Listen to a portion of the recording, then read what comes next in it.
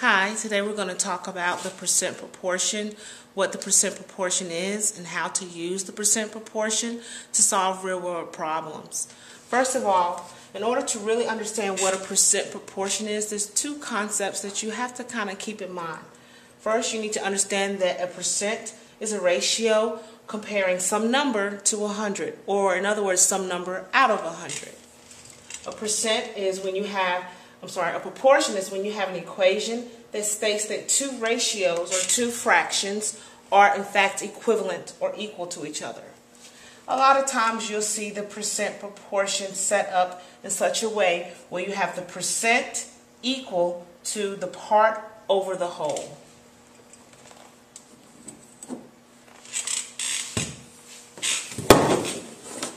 Now, using the percent to find a part, or the percent proportion rather, to find a part.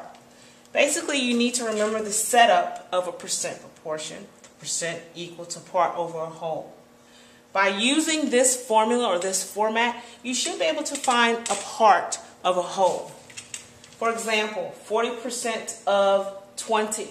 I'm going to set up my percent proportion to help me find that part, that 40% of the total, which was 20. 40% of a fraction, or as a fraction rather, will look like 40 over 100. Now, of the 20, 20 is the whole amount. Therefore, 20 is the denominator. The part that I'm looking for is that 40%. Now I have my percent proportion.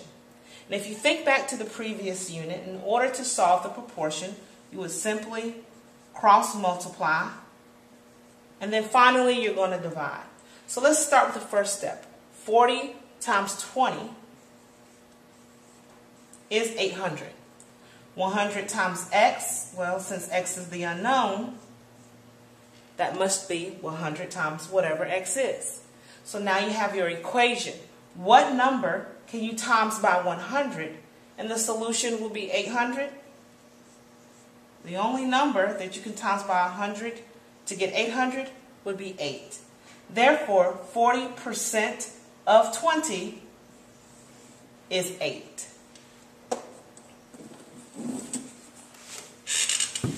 Now, there is another method that you could use to find a part of a whole. You do not necessarily need to use the percent proportion every time to find part of a whole. You could simply do the computation or the math. That involves two steps. Step number one will ask you to change your percent to the decimal form. And then step number two, once you have that decimal, you will multiply that decimal to whatever the whole amount is. So if we look at the same example, 40% of 20, we want to find that part of 20. We're going to change 40% to a decimal. There's an understood decimal point behind the zero, so in order to go from a percent to this decimal form, you're going to move the decimal point forward 2 places. So now, instead of 40%, you have 0.40, which is the same thing as 0.4. We've learned earlier this year that of means to multiply, and we're multiplying by 20. So I'm going to come down here and do the computation.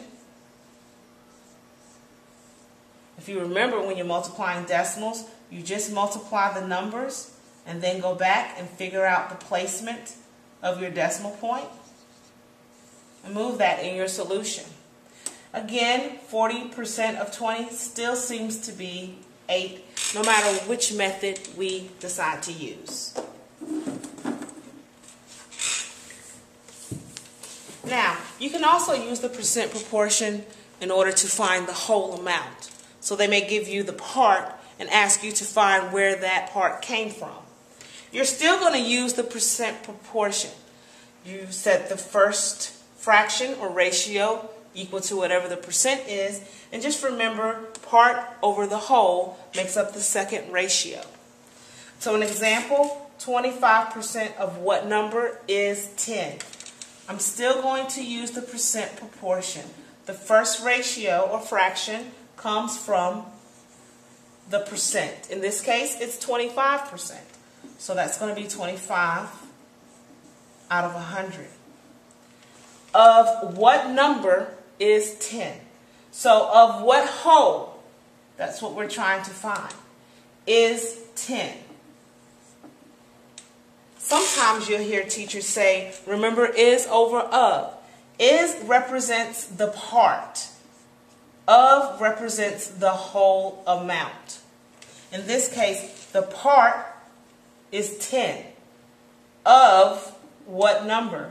That's what we're trying to find out. You're still going to cross multiply in order to solve your proportion. 100 times 10, I think it's safe to say, we all know that's 1,000. 25 times x, well, that's just that, 25x. Still not sure what x is. But we know that some number times 25 is 1,000.